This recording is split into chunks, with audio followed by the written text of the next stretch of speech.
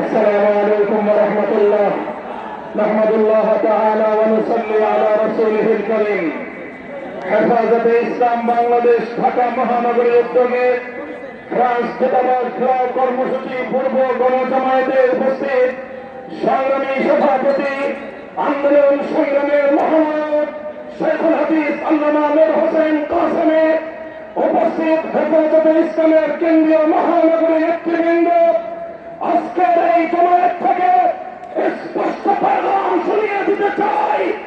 যারা মনে করেছিলেন শাপলা চত্বরে হেফাজতে ইসলামের রক্তের মধ্য দিয়ে হেফাজতের মৃত্যু ঘটেছে, আজকে তাদেরকে বলতে চাই শাপলার শাহাদাতের মধ্য দিয়ে হেফাজতের পুনর্জাগরণ হয়েছিল।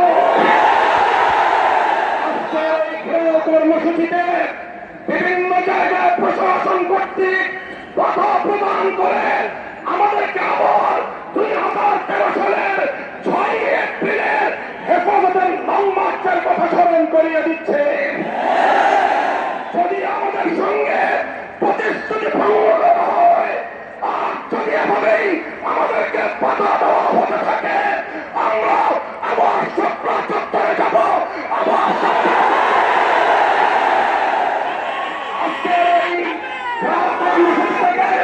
ঘোষণা করতে চাই আল্লামা জুনায়েদ বাবুনগরী আল্লামা নূর হোসেন কাসেমী আজ কর্মসূচি ঘোষণা করেছেন।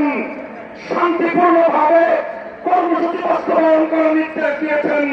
আমি আমার মহানগরীর হেফাজতের কর্মীদের কাছে জানতে চাই বাবুনগরী কাসেমী সহ নেতৃবৃন্দের নির্দেশনা মানতে প্রস্তুত আছি তো? আজ শান্তিপূর্ণভাবে কর্মসূচি সম্পন্ন হবে। যদি এতে সরকারের কানে পানি না ঢুকে আর যদি ফ্রান্সের রাষ্ট্রদূতকে তলব করে তাকে তীব্র নিন্দা জ্ঞাপন না করা হয় আর যদি ফ্রান্সের পণ্য বয়কট না করা হয়, আগামী দিনে যদি কঠিন কর্মসূচি ঘোষণা করা হয়, ফ্রান্স দূতাবাসের এক একটা ইট খসিয়ে ফেলা হবে।